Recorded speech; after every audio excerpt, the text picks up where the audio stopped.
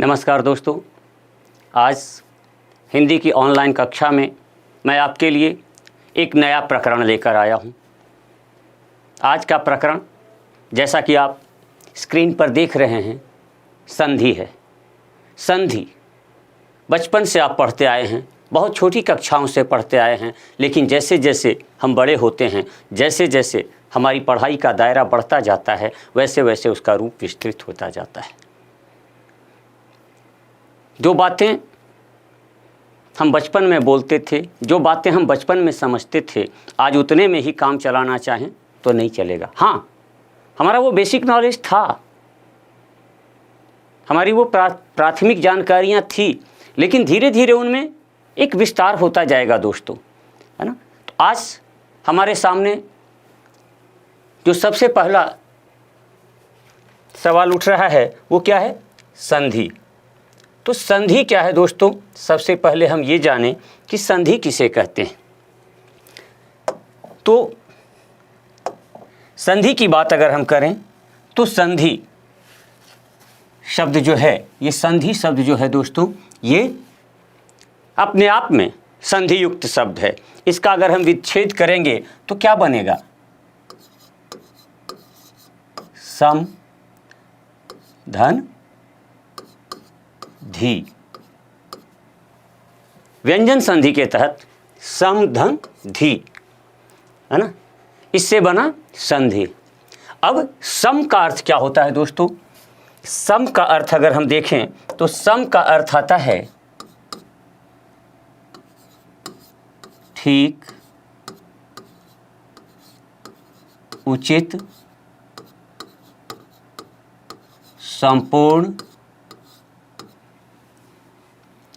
सम्यक, ये सारे अर्थ आते हैं सम के लिए। अब धी, तो धी का अर्थ होता है दोस्तों धारण करना। धी का अर्थ होता है धारण करना। तो संधि क्या है दोस्तों? संपूर्ण रूप से धारण करने की प्रक्रिया है। अब अक्सर मैं जब कक्षा में भी, ऑफलाइन कक्षा में भी, जब मैं विद्यार्थियों से पूछता हूं, जाने दीजिए छोटी 11th 12th 10th इन बच्चों की बातें जाने दीजिए। कॉम्पिटिटिव क्लासेस में भी कई विद्यार्थी, कई अभ्यर्थी ऐसे होते हैं, कई प्रतियोगी ऐसे होते हैं जिनसे पूछता हूं संधि क्या है, तो वो कहते हैं दो वर्णों के मेल को संधि कहते हैं। पर दोस्तों, दो वर्णों का मेल संधि नहीं होता। अब जैसे दो वर्णों का मेल तो यहां भी हो रहा है। आप देखिए, न धन ल बराबर नल, यहां भी दो वर्णों का मेल हो रहा है, लेकिन ये संधि नहीं है। न तो न का अपना कोई अर्थ है यहां पर, और न ल का कोई अर्थ है ना, और इनमें किसी प्रकार की कोई विकृति नहीं आई है। और संधि में जरूरी है कि कोई विकार उत्पन्न हो, कोई विकृति आए। अब जैसे हम देखते हैं पाठ धन शाला, अब इससे बना पाठशाला।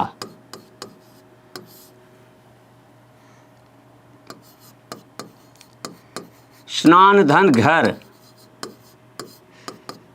इससे बना स्नान घर। लेकिन दोस्तों, ये जहां जिस रूप में है, अंतर क्या है? बीच से प्लस वाला चिन्ह हट गया, योग वाला चिन्ह हट गया, जोड़ वाला चिन्ह हट गया, बस दोनों आकर के बड़े प्यार से मिल गए, किसी प्रकार की कोई विकृति नहीं आई। तो ऐसी परिस्थिति में दोस्तों, जहां ये स्थितियां बनती हों, वहां संधि, इसमें क्या होगा? संधि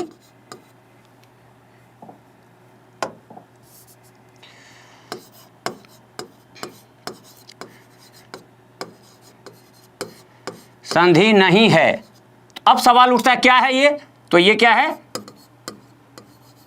संयोग है।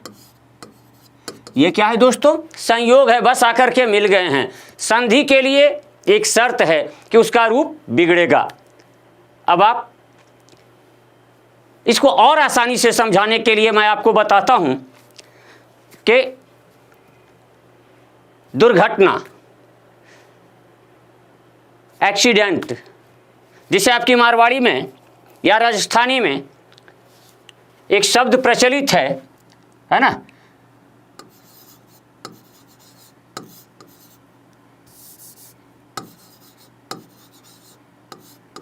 भचीड़। खूब बोलते होंगे आप लोग, खूब सुनते होंगे इन शब्दों को यहाँ, हाँ, कि भचीड़।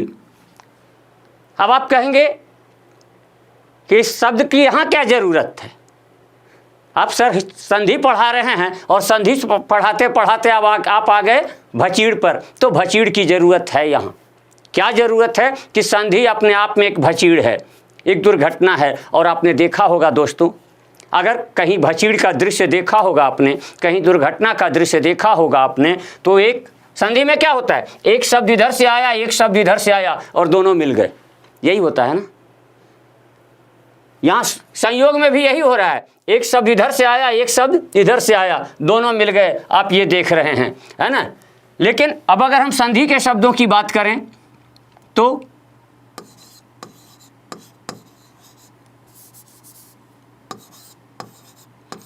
मैं पहले आपको ये दिखा देता हूं, उसके बाद बताऊंगा कि भचीड़ मैंने क्यों लिखा।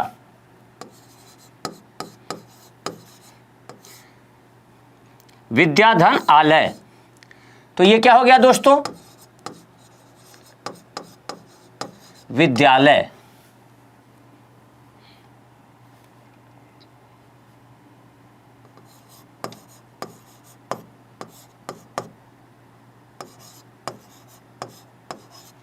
समधन निधि,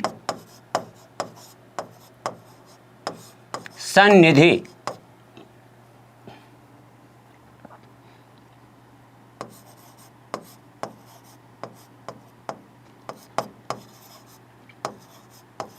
मनः धन अनुकूल,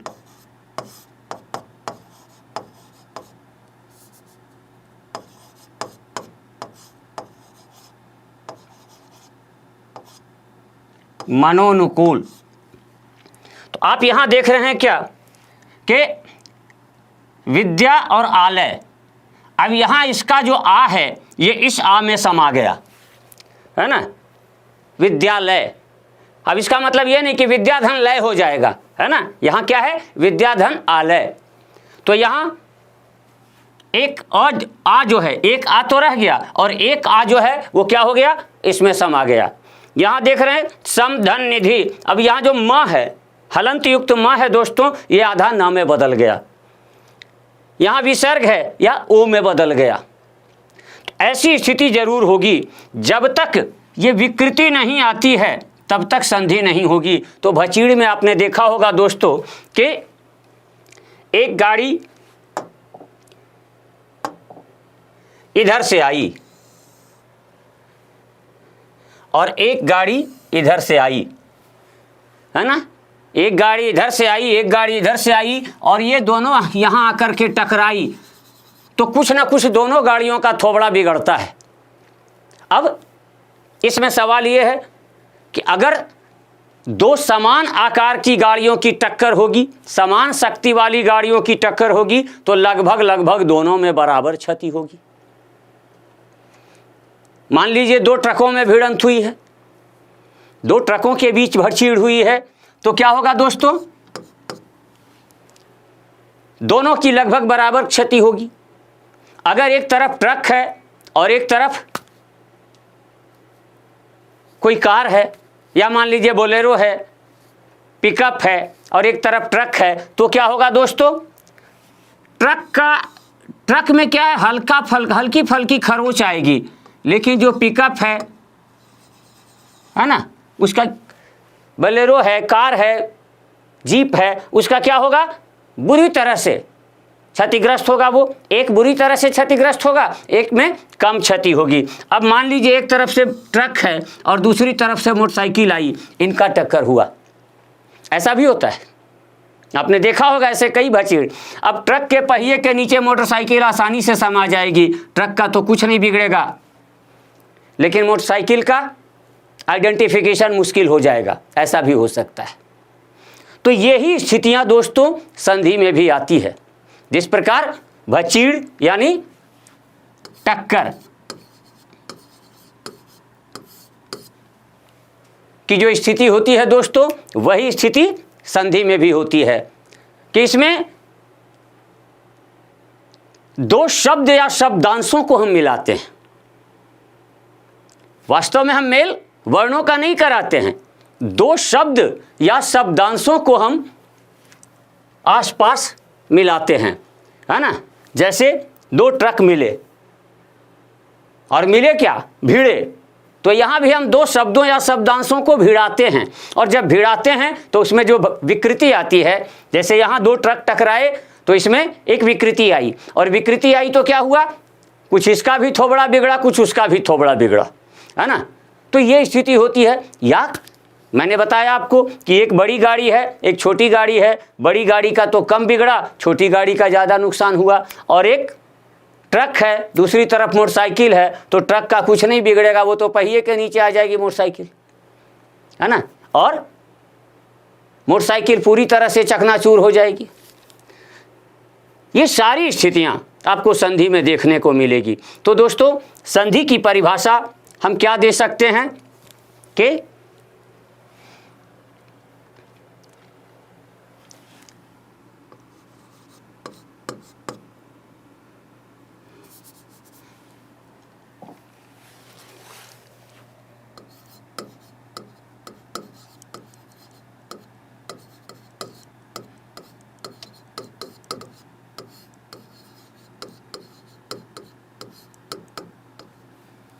संधि की परिभाषा दोस्तों हम इस प्रकार दे सकते हैं,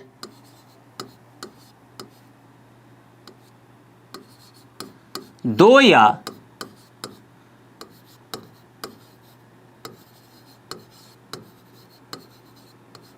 दो से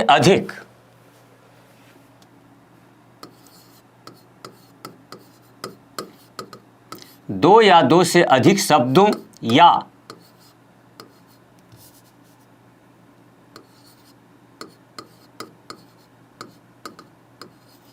लोग सीधा कह देते हैं वर्णों का मेल कराने पर नहीं,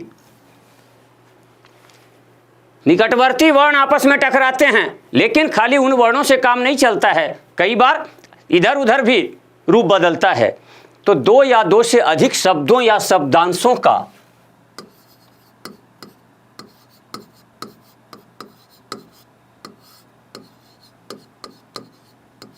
परस्पर मेल कराने पर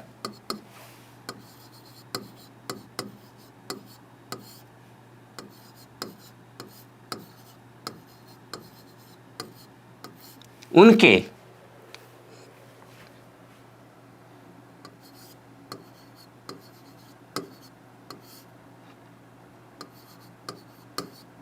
निकटवर्ती वर्णों में, यानी इधर का आखिरी और उधर का पहला, ज़्यादातर यही होता है ना।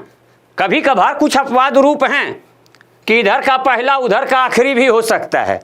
कई बार एक्सीडेंट में होता है कि मान लीजिए दोनों के आगे के बम्पर मजबूत हैं तो वहाँ कुछ नहीं होता है, या दोनों के एक बस जा रही है, उसके पीछे से दूसरी बस आके टकराई और दोनों का बम्पर मजबूत है, तो क्या होता है, पीछे वाली बस के टक्कर से कहीं बीच के किसी सवारी का सिर टकरा गया सीट से तो उसका माथा फूट गया, या आगे की सीट पर बैठा हुआ ड्राइवर जो है उसका सीना स्टीयरिंग से टकरा गया, उसको चोट आ गई, या आगे की कांच निकल के बाहर चली गई। ये सारी स्थितियां आ सकती हैं, पर सामान्यतया जो स्थिति होती है दोस्तों वो क्या होती है कि उनके निकटवर्ती वर्णों में ही विकार उत्पन्न होता है। तो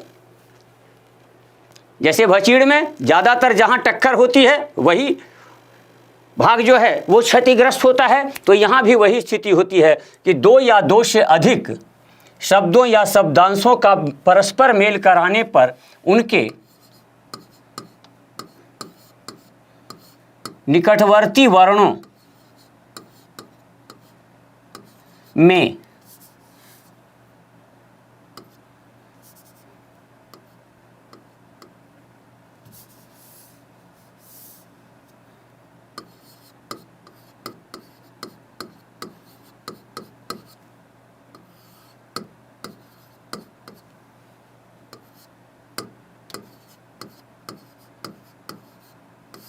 उत्पन्न हुए विकार से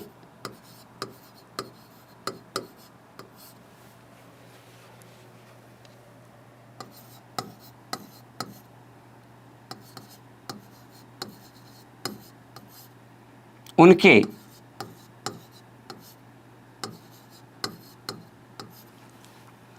रूप में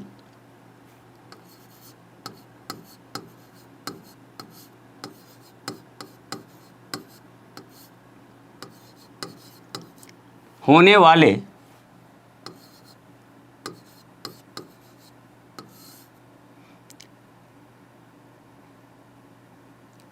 इसको यूं कह दें आंशिक परिवर्तन को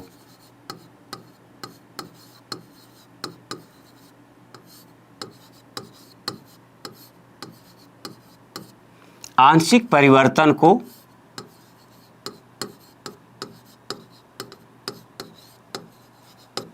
संधि कहते हैं।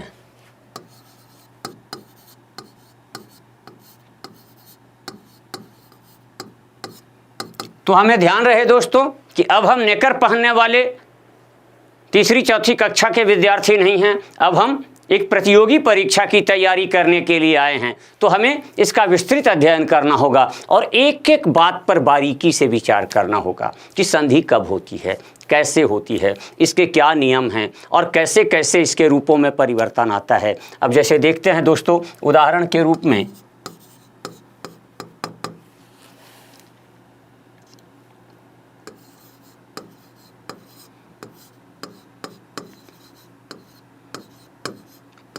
मनु धन अंतर। तो यहां पर दो शब्दों को मिला। मैंने आपसे यहां साफ अर्ज किया है कि शब्दों या शब्दांशों का परस्पर मेल होता है यहां, है ना। तो दो शब्दों को मिलाया है, पास पास लाया है दोस्तों। लेकिन यहां जो निकटवर्ती वर्ण, विकार कहां उत्पन्न होता है? निकटवर्ती वर्णों में। तो निकटवर्ती वर्ण क्या है दोस्तों? अब जैसे मनु है तो म धन अ धन न धन उ, इससे बना मनु, है ना। अब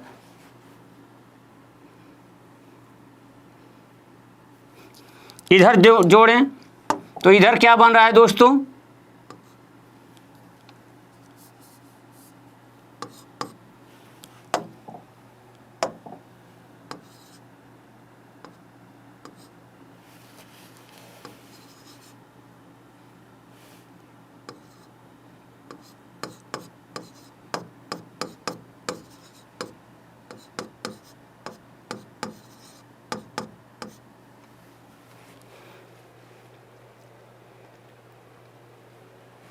या इसको ऐसे भी कह सकते हैं,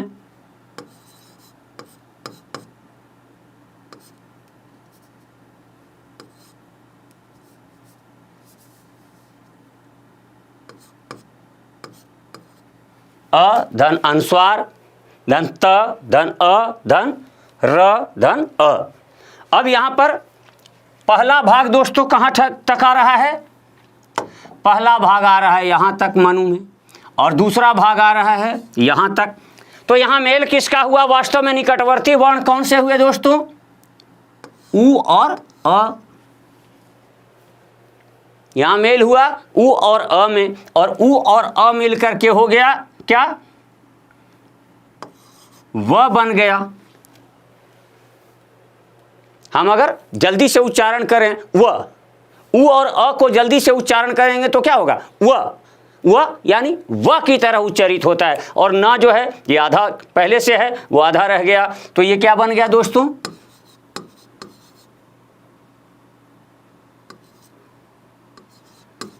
मनवंतर। इस तरह से संधि होती है दोस्तों। ऐसे ही हम एक और उदाहरण आपके सामने रखता हूं मैं।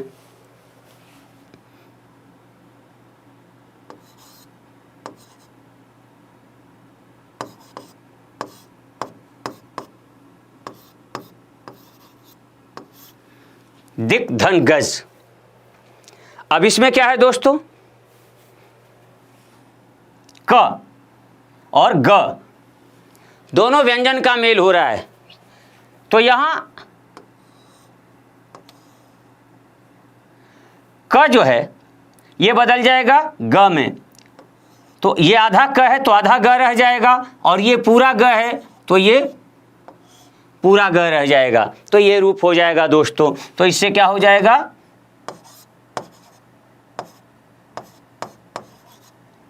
दिग्गज।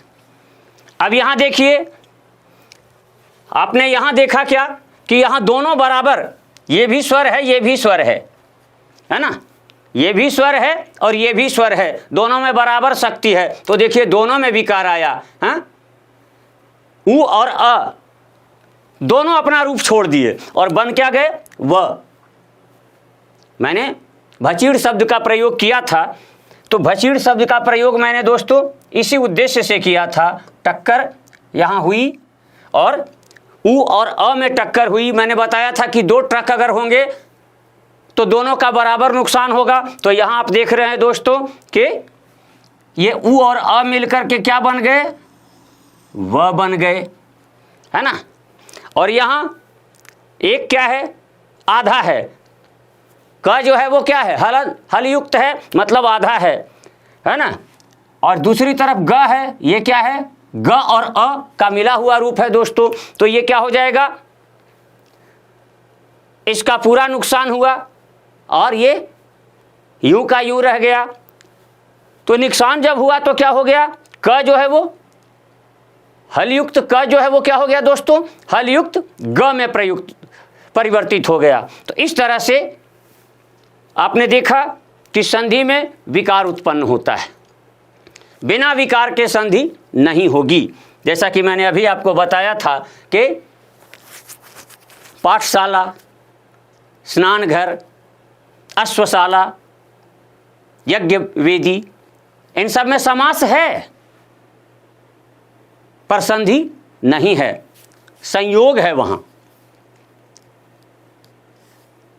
बस दो शब्द आकर के मिल गए हैं, आपस में मिल गए दो शब्द या शब्दांश मिल गए, है ना। प्रतिकूल, प्रतिधनकूल, वहाँ पर संयोग है, वहाँ पर दोस्तों क्या होगा, संधि नहीं होगी। संधि की शर्त है एकाध आपवादिक परिस्थितियों को छोड़ करके।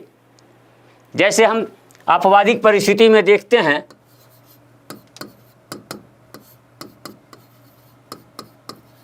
प्रातः धन काल, तो ये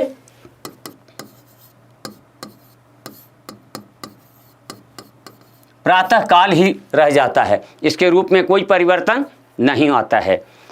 तो ये कुछ आपवादिक परिस्थितियां हैं दोस्तों कि ये इसी रूप में बने रह जाते हैं, लेकिन सामान्यतया संधि का जो रूप होगा उसमें कुछ न कुछ परिवर्तन आना है, कुछ न कुछ विकार आना है, चाहे एक तरफ आए चाहे दोनों तरफ आए, कभी कभार दूर दूर भी आ सकता है।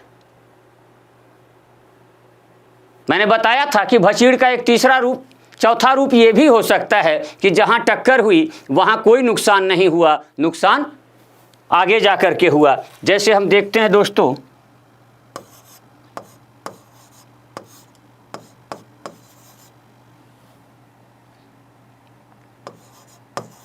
राम धन अयन,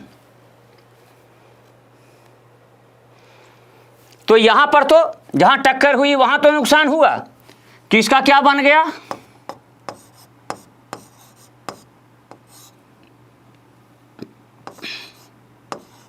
रामायण।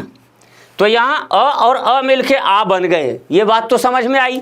लेकिन ये न जो है, जैसे मैंने बताया था कि पीछे से एक गाड़ी ने दूसरी गाड़ी में टक्कर मारी और आगे वाली गाड़ी का जो अगला कांच है वो टूट के बाहर आ गया। तो यहाँ देखिए यही स्थिति होती है कि न के बदले यहाँ पर न है और न बिगड़ के क्या हो गया दोस्तों, ण बन गया। तो ये रूप हो जाता है।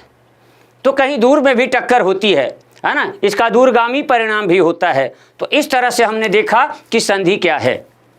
मैं समझता हूं अब आप अच्छी तरह से समझ गए होंगे। अब क्या है, दो या दो से अधिक शब्दों या शब्दांशों का परस्पर मेल कराने पर उनके निकटवर्ती वर्णों में उत्पन्न हुए विकार से उनके रूप में होने वाले आंशिक परिवर्तन हुआ है। पूरा का पूरा नहीं बदला है, आंशिक परिवर्तन हुआ है ना। यहां तक तो सेम रह गया और यहां भी तर जो है वो सेम रह गया, है ना। अंतर का अनुस्वार से लेके तर तक सेम रह गया और ये अ और उ का रूप जो है वो बिगड़ गया और शब्द में आंशिक परिवर्तन आ गया। दोनों को मिलाकर के जो हमने शब्द बनाया उसमें एक आंशिक परिवर्तन आया और उसी आंशिक परिवर्तन का जो परिणाम होता है दोस्तों, उसी को हम क्या कहते हैं, संधि कहते हैं। तो आप अच्छी तरह से समझ गए होंगे कि संधि क्या बला है, क्या चीज़ है संधि। तो अब इसके बाद दोस्तों हम देखते हैं कि संधि के भेद कितने होते हैं। तो संधि का भेद जानने के लिए हम इस प्रकार से देख सकते हैं कि संधि के कितने भेद हैं, 3 भेद हैं। स्वर संधि, व्यंजन संधि और विसर्ग संधि। मैंने जब वर्ण विचार पढ़ाया था दोस्तों, वर्ण विचार के संबंध में जब मैंने आपसे चर्चा की थी तो मैंने बताया था कि मुख्य रूप से वर्ण 2 प्रकार के होते हैं, स्वर और व्यंजन। लेकिन उसमें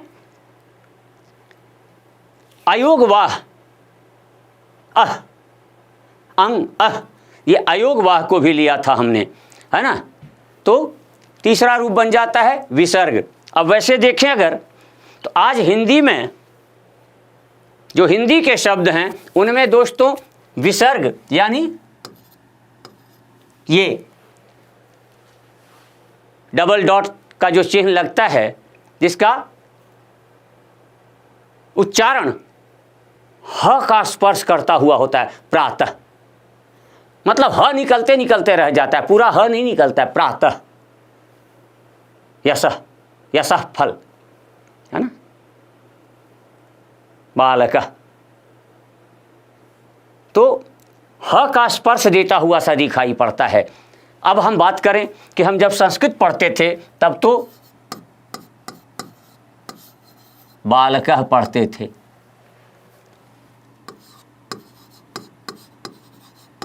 व्याघ्रः पढ़ते थे।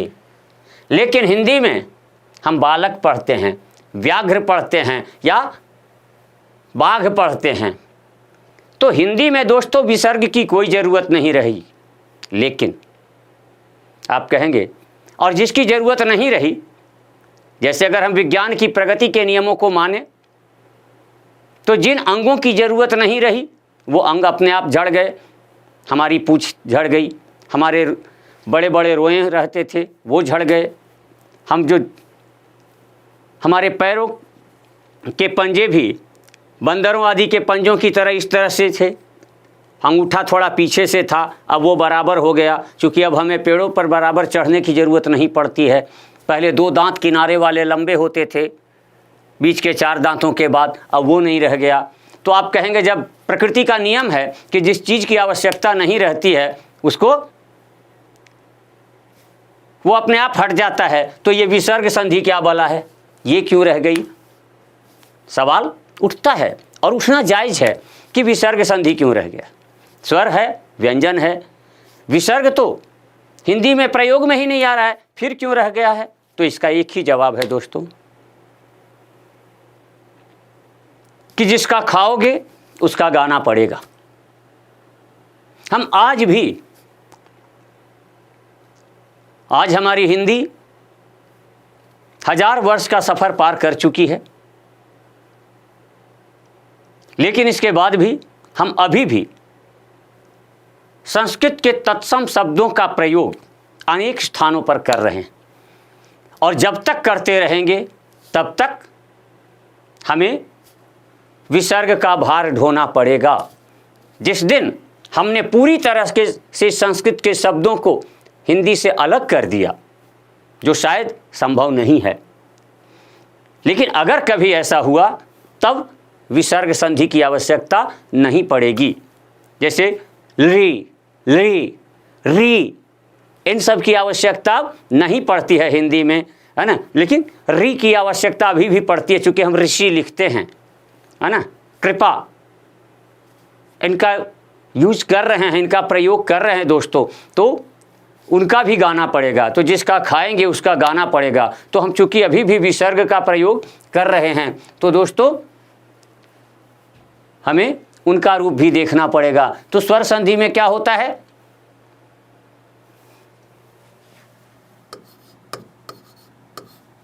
क्या है स्वर संधि दोस्तों? स्वर धन स्वर, यानी दोनों तरफ स्वर, है ना, स्वर का स्वर से मिलान, है ना। जैसे सैंडविच में दोनों तरफ ब्रेड होता है, बीच में कोई मसाला होता है, तो वैसे हम दोनों तरफ से स्वर से बंधे हुए हैं, इधर से भी स्वर और इधर से भी स्वर। और जब ये आते हैं, जैसे आपने देखा अभी मनवंतर में ऊ और अ का टक्कर हुआ और दोनों का बराबर नुकसान हुआ दोस्तों। तो इस तरह की स्थिति जो होती है उसमें हम क्या कहते हैं, जहाँ पर हम स्वर से स्वर को मिलाते हैं, है ना, स्वर से स्वर को जब मिलाते हैं दोस्तों, है ना,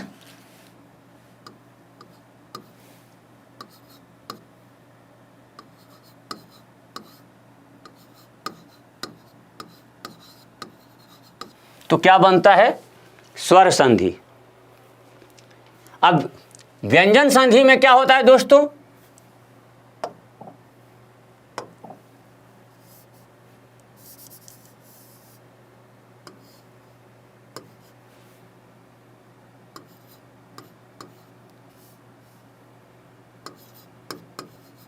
तीन स्थितियां इसमें बनती हैं।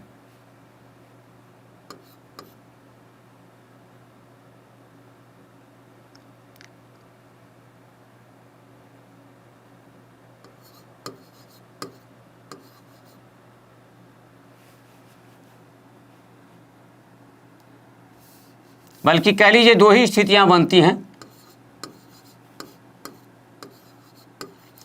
व्यंजन धन व्यंजन, व्यंजन का व्यंजन से मेल होता है, या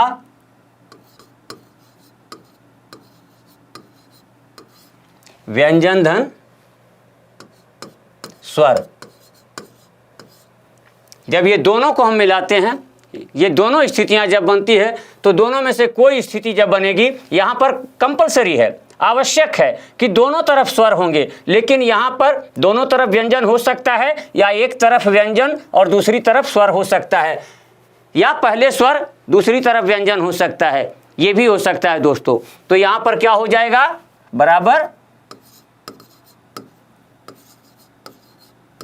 व्यंजन संधि। अभी हम शॉर्ट में बातें कर रहे हैं, आगे एक एक का विस्तृत रूप देखते चलेंगे। अब तीसरा है विसर्ग संधि।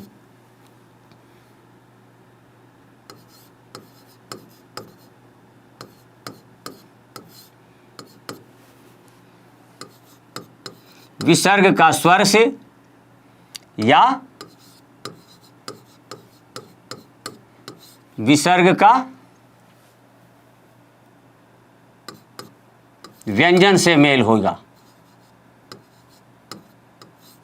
दोनों ही परिस्थितियों में दोस्तों क्या बनेगा,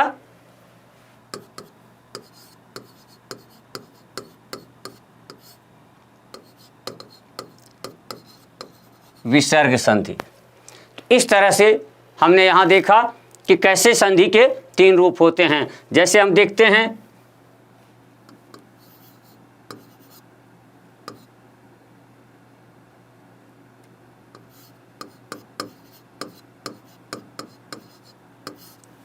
महाधन उत्सव, तो फटाफट जानिए ये क्या हो गया, आ और ऊ का मेल हुआ दोस्तों, तो इससे क्या बन गया,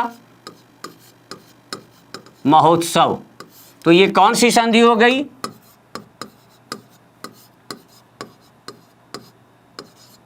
स्वर संधि।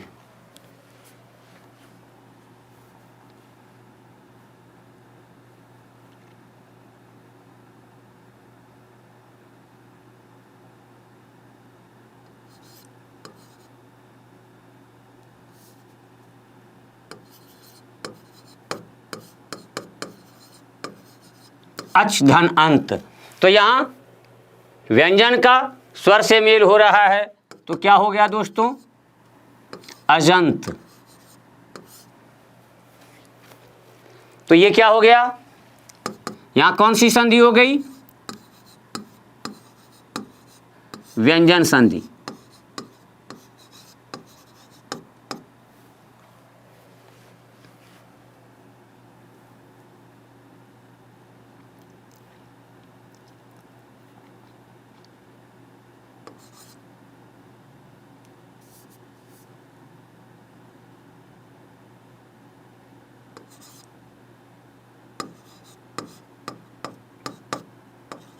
निर्धन विकार, तो इससे क्या हो गया दोस्तों, निर्विकार। तो ये क्या बन गया, अब यहां देखिए विसर्ग का र बन गया,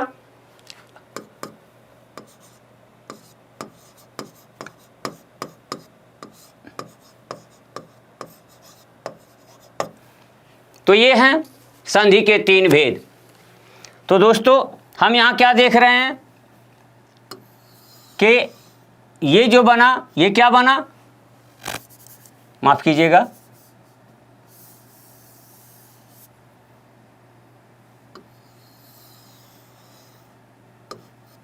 स्वर संधि,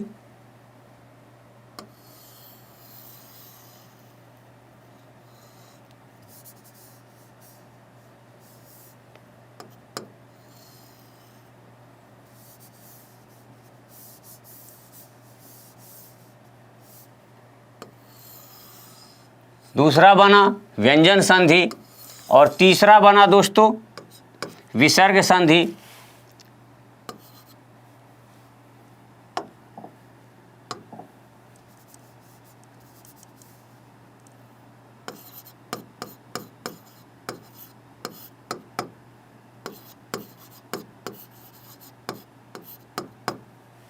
तो इस तरह से संधि के तीन भेद होते हैं। अब इन तीनों भेदों की हम विस्तृत चर्चा करते हैं दोस्तों। तो विस्तृत चर्चा के लिए जब हम आगे बढ़ते हैं तो अगले पृष्ठ पर आते हैं, जहां क्या कर रहा है, स्वर संधि की परिचय या परिभाषा।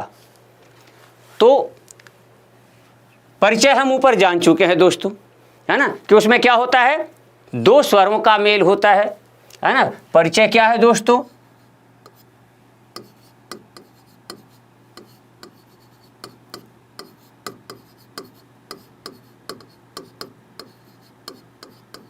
स्वर का स्वर से मेल होता है इसमें। अब इसकी परिभाषा क्या दे सकते हैं, तो परिभाषा दोस्तों हम इस प्रकार से दे सकते हैं,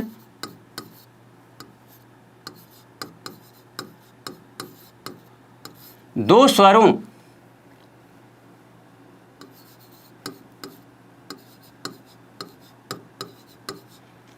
का परस्पर मेल कराने पर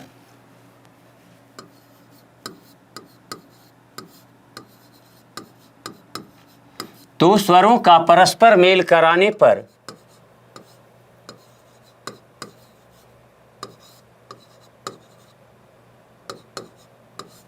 जो विकार उत्पन्न होता है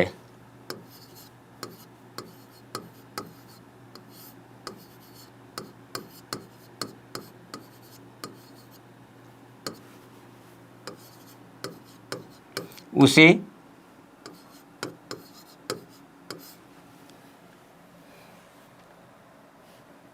स्वर संधि कहते हैं।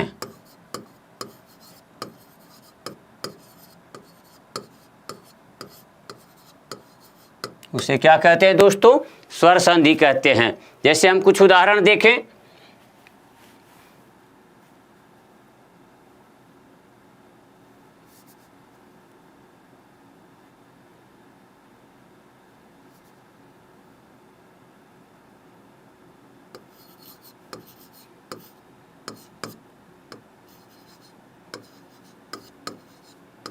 धन प्लस अर्जन, तो यहां क्या हो जाएगा,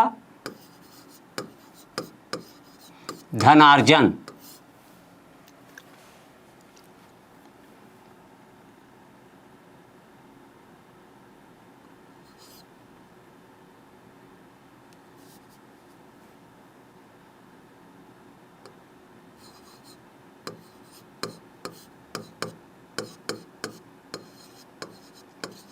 महाधन ऐश्वर्य। तो क्या बन जाएगा दोस्तों? महेश्वर्य।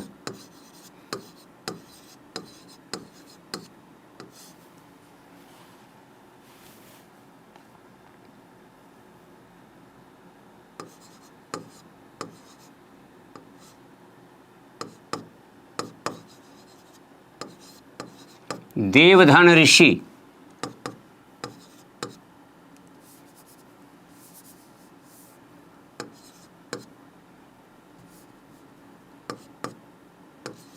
देवर्षि।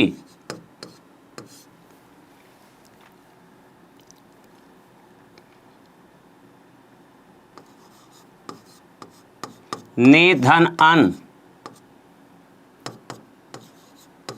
नयन।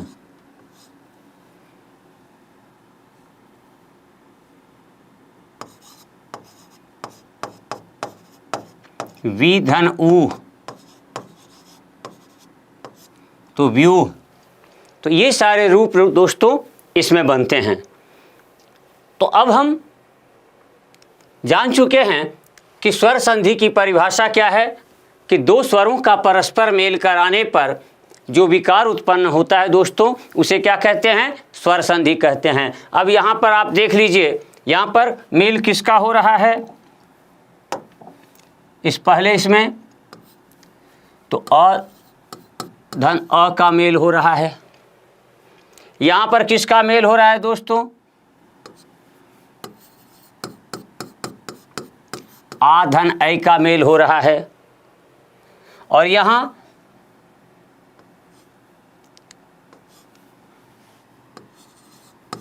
अ धन री का मेल हो रहा है। यहाँ पर क्या हो रहा है दोस्तों? ए धन अ बन रहा है। और यहाँ क्या है? व ई। तो ई और ऊ का मेल हो रहा है।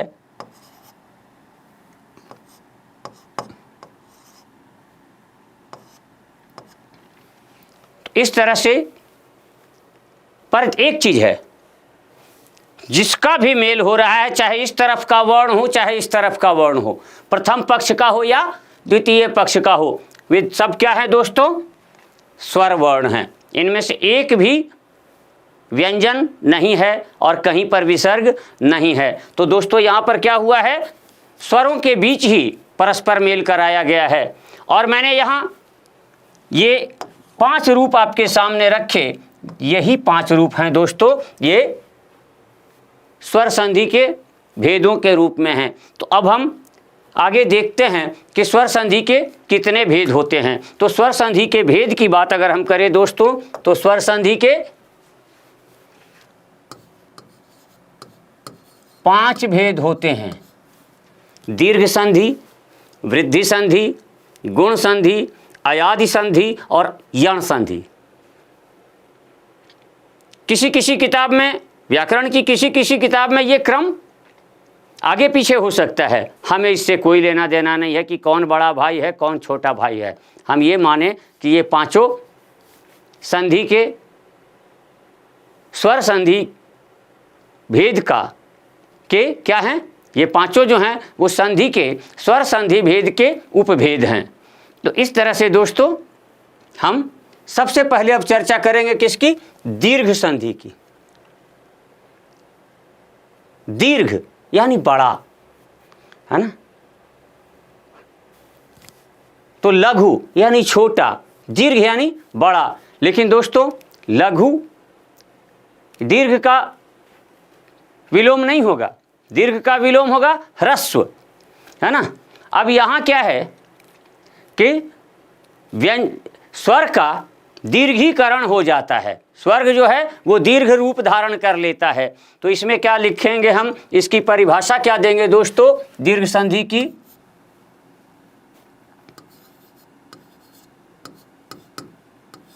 जहां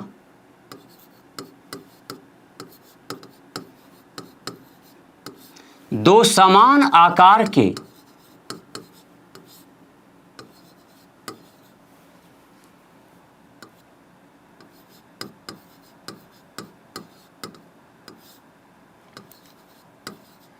स्वरों के मेल के फलस्वरूप, तो समान आकार के स्वरों के मेल के फलस्वरूप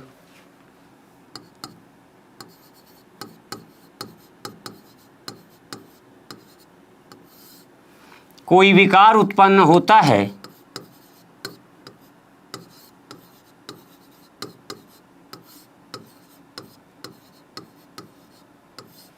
कोई विकार उत्पन्न होता है, वहां क्या होती है दोस्तों?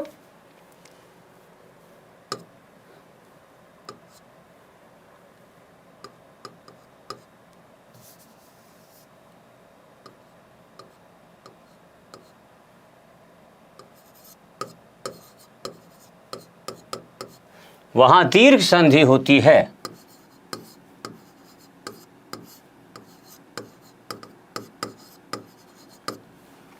अब आपने मैथ्स भी पढ़ा होगा। मान लीजिए अगर अब आप आर्ट्स के स्टूडेंट हैं, लेकिन 10वीं तक तो आपने मैथ्स पढ़ा ही होगा, और मैथ्स में एक नियम है दोस्तों, minus minus plus, minus plus minus, plus minus minus, और प्लस प्लस प्लस। ये नियम है मैथ्स का। लेकिन हम हिंदी वाले हैं, हम भाषा वाले हैं, हम साहित्य वाले हैं, हाँ, हम माइनस तो जानते ही नहीं हैं। और ख़ासकर हमारी भारतीय संस्कृति ने हमें माइनस सिखाया ही नहीं है। जीवन में हमेशा सकारात्मक सोच रखने की बात सिखाई है हमारी भारतीय संस्कृति ने। हमारे यहाँ जो भी व्यक्ति इस दुनिया को छोड़ के जाता है, हमारे यहाँ स्वर्ग, नरक और पुनर्जन्म तीनों व्यवस्थाएं हैं दोस्तों, लेकिन उसके नाम के आगे हम फटाक से स्वर्गीय लिख देते हैं। नरक तो जा ही नहीं सकता कोई हमारे यहाँ, पुनर्जन्म भी नहीं होगा। अब तो सारी योनियों से गुजर के मनुष्य योनि में आए, अब कहाँ जाएंगे? तो मोक्ष होगा, हाँ, स्वर्ग ही मिलेगा। तो इस हिसाब से दोस्तों इन सारी परिस्थितियों में क्या होता है? प्लस होता है हमारे यहाँ, है ना। मैथ्स की बात करें तो मैथ्स में ये नियम लागू होता है। आपने भी पढ़ा है, हमने भी पढ़ा है, जब भी पढ़ा तो हमने भी पढ़ा है। लेकिन व्याकरण में क्या होगा? हमेशा प्लस होगा। दीर्घ संधि का नियम यही कहता है। अब आप कहें ये माइनस माइनस क्या है ना, तो इसको देखते हैं दोस्तों। इस माइनस माइनस की बात अगर हम करें तो इसको इस रूप में कर सकते हैं, ह्रस्व धन ह्रस्व बराबर क्या हो गया? दीर्घ। माइनस माइनस प्लस हो गया, है ना। अब ह्रस्व धन दीर्घ, तो यहां भी क्या हो गया दोस्तों? दीर्घ हो गया। अब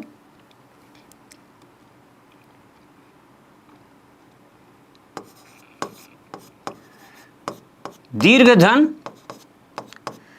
ह्रस्व, तो यहां भी क्या हो गया?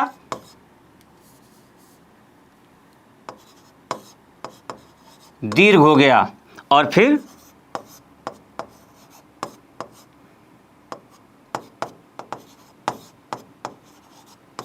दीर्घ धन दीर्घ, तो यहां भी क्या हो गया? दीर्घ हो गया। तो इस तरह से दोस्तों हर जगह ये प्लस बन गया।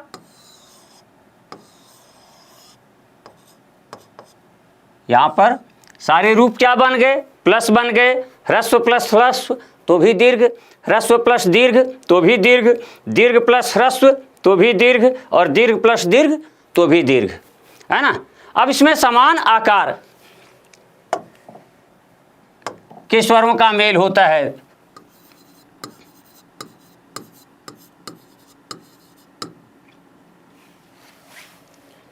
अब इसमें क्या होता है दोस्तों? जैसे हम लें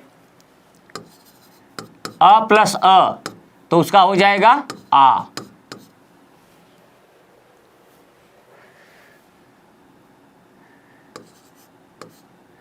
ई प्लस ई, तो इसका हो जाएगा ई।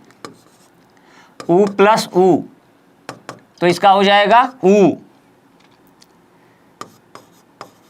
री प्लस री, तो इसका हो जाएगा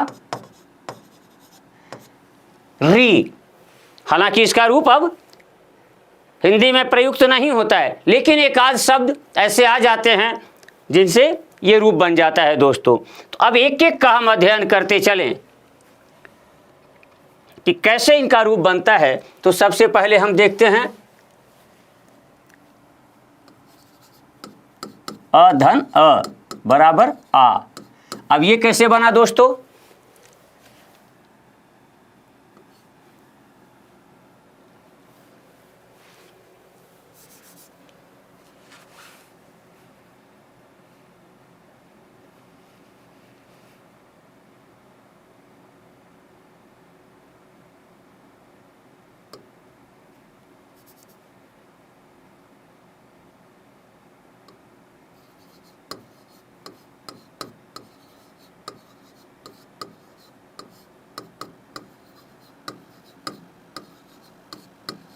धनार्जन। अ धन अ, आ हो गया, तो धन प्लस धन क्या हो गया दोस्तों? धनार्जन। अब हम क्या देखते हैं? अ धन आ।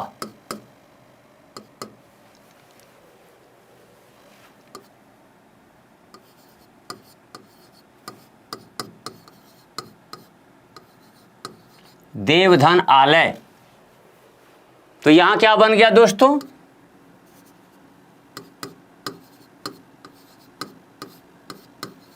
देवालय।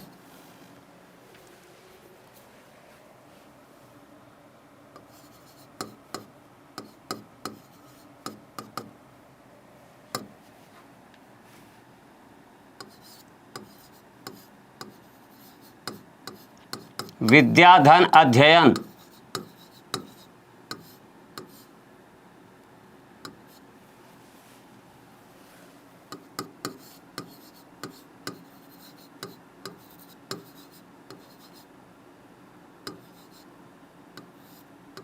विद्याध्ययन।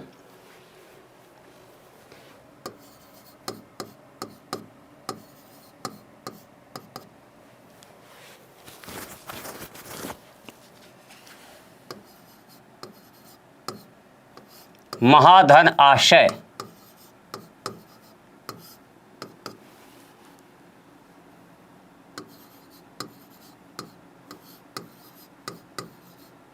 महाशय। तो यहां हम देख रहे हैं दोस्तों कि हमेशा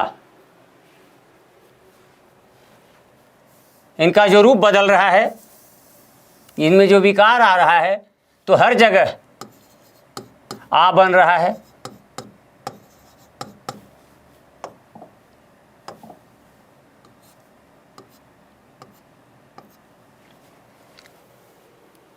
अ प्लस अ है तो भी आ है, अ प्लस आ है तो भी आ है, अ प्लस अ है तो भी आ है, आ प्लस आ है तो भी आ है। अब हम देखते हैं दूसरे स्वरों के बारे में जब बात करें तो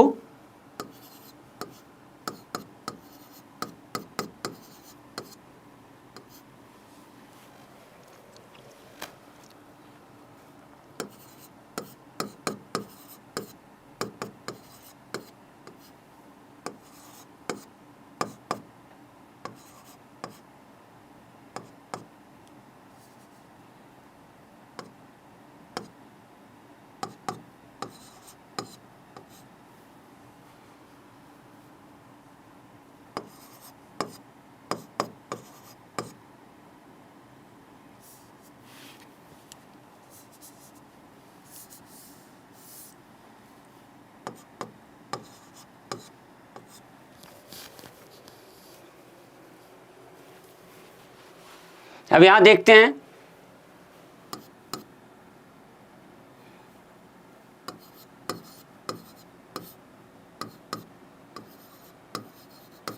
रविधन इंद्र, तो क्या हो जाता है दोस्तों? रविंद्र। रविंद्र।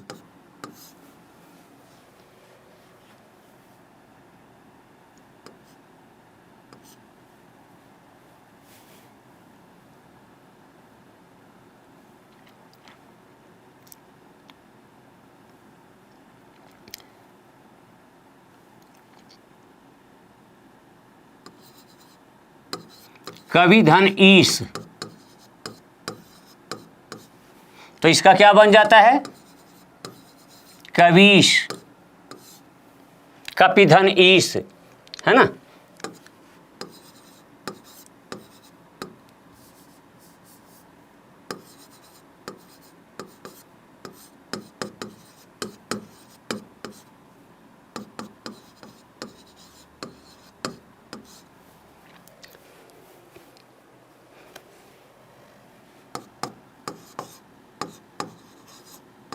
शची धन इंद्र,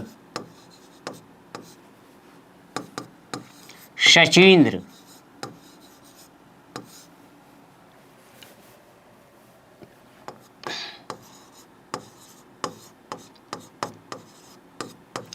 नदी धन ईश, तो इसका क्या हो जाता है दोस्तों?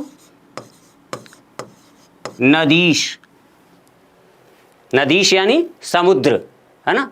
दिनकर की कविता पढ़ी होगी आप लोगों ने, तुझको या तेरे नदीश गिरिवन को नमन करूं मैं, किसको नमन करूं मैं भारत, किसको नमन करूं मैं। अब हम देखते हैं इसके बाद इसके और क्या क्या रूप बनते हैं दोस्तों। तो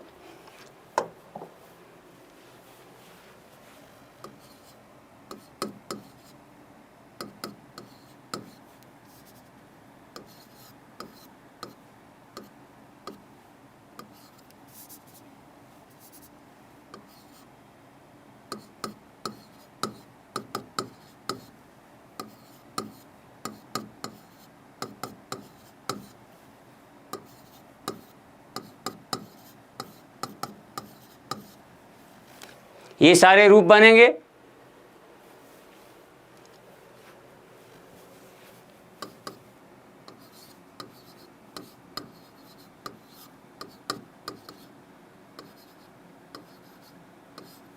विधु धन उदय,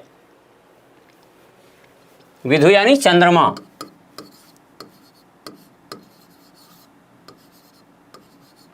विधुदय,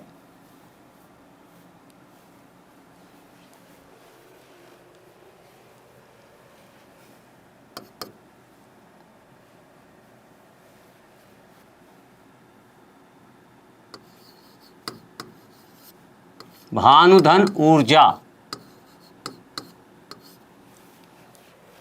भानु यानी सूर्य, है ना, सूर्य की ऊर्जा, एनर्जी,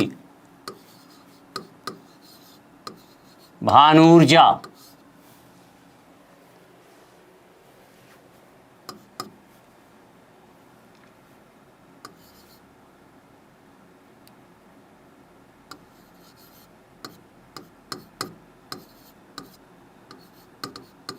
वधूधन उत्सव,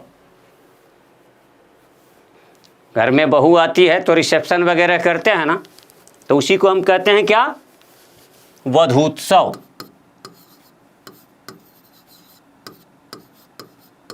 घर में वधू आने का जो उत्सव मनाते हैं उसको कहते हैं वधूत्सव। ऊधन ऊ, तो यहां पर दोनों तरफ दीर्घ ऊ का होगा।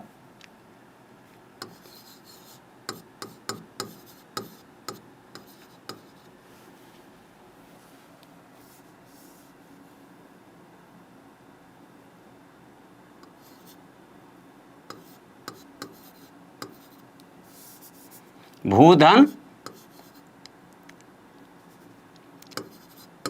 ऊर्ध्व, इसका क्या हो जाएगा दोस्तों? भूर्ध्व। तो इस तरह से हमने अ का रूप देख लिया, ई का रूप देख लिया, ऊ का रूप देख लिया। अब री धन री,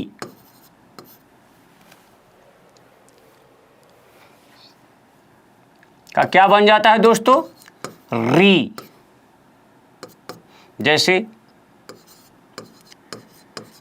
पितृधन ऋणम, संस्कृत में ये सब चलता है, हिंदी में प्रयोग बंद हो गया है, लेकिन कभी कभी प्रतियोगी परीक्षाओं में कुछ संस्कृत के शब्द भी पूछ लिए जाते हैं।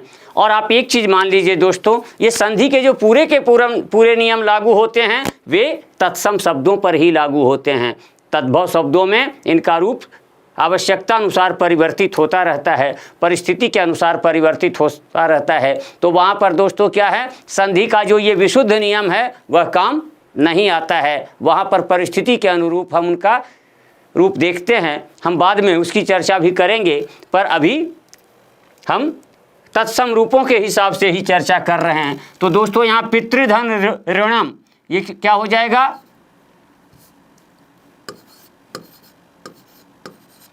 पितृणम। यहाँ री की डबल मात्रा लगी हुई है दोस्तों, दीर्घ री बोलते हैं इसको। इसके उच्चारण करने में वास्तव में हमारी जीभ में 5 बार कंपन होना चाहिए दोस्तों, पितृणम। तो यहाँ पर 5 बार वाइब्रेशन जब तक नहीं होता है तब तक इसका सही उच्चारण नहीं होता है दोस्तों। तो इस तरह से हम देखते हैं। अब इसी में अगर आगे की कड़ी में हम देखें,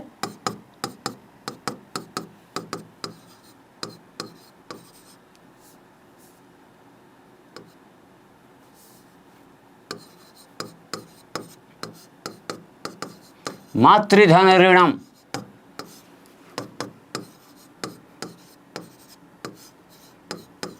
मातृणम, तो ये रूप बनते हैं दोस्तों। तो इस तरह से हमने अभी देखा इस कक्षा में संधि के बारे में हमने जानकारी ली। संधि क्या है,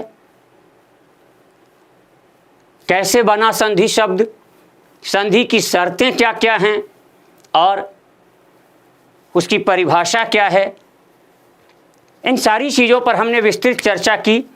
और जहाँ तक मैंने कोशिश की कि संधि को आपको अच्छे तरीके से समझाऊं, इसलिए मैंने वो टक्कर या भचीड़ वाला उदाहरण भी आपके सामने रखा। और आप देख रहे हैं कि यहाँ पर हर जगह भचीड़ हुई है, टक्कर हुई है और उनका रूप बिगड़ा है। अपने मूल रूप में इनमें से देखिए कोई भी शब्द नहीं रहा है, सब में कोई ना कोई परिवर्तन दोस्तों आया है। तो ये क्या है, दीर्घ संधि अभी आपने देखा। सबसे पहले तो हमने देखा संधि क्या है, उसकी परिभाषा क्या है, संधि के भेद कितने होते हैं और उन भेदों के उपभेद कितने होते हैं। तो दोस्तों हमने इस कक्षा में संधि की परिभाषा जानी, फिर संधि के भेदों की चर्चा करके और तब हमने विस्तृत चर्चा शुरू की किसकी, स्वर संधि की। और स्वर संधि का एक रूप दीर्घ संधि हमने इस कक्षा में देखा। इसके पश्चात दोस्तों हम अब अगली कड़ी में फिर मिलेंगे और तब स्वर संधि के बाकी भेदों की चर्चा करेंगे। तब तक के लिए धन्यवाद। जय हिंद, जय भारत।